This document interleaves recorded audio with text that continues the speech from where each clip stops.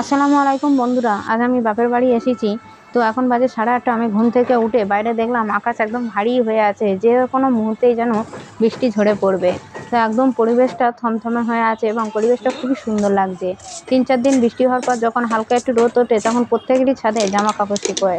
তো তাড়াতাড়ি মুখ ধুয়ে আমি পেটটাকে ঠান্ডা করার জন্য সাবু আর বাতাসা চিনি দিয়ে শরবত করে খেয়ে নিলাম। তার আধ ঘন্টায় পরে আমি লুচি, ছোলা, মটর আর আলু দিয়ে ঘুগনি দিয়ে লুচিটাকে খেয়ে খুবই তৃপ্তি করে খেলাম। তো তারপরেই দুপুরে গাটা ধুয়ে আমি দেখলাম ছাদে আমাদের একটা মানে স্টোর রুম আছে, তাতে দেখি না দুটো বিড়াল বাচ্চা।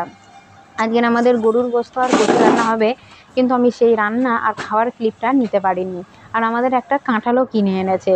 তারপরে দেখুন কিরমভাবে বৃষ্টি নেমেছে। তো বৃষ্টির পরে আমি যেহেতু হাটে থাকি, তাই এক বিন্দু হাটে লোক নেই। তো সন্ধ্যায় আমি এই বৃষ্টির ওয়েদারে মুড়ি মাখা করে খেয়ে দিন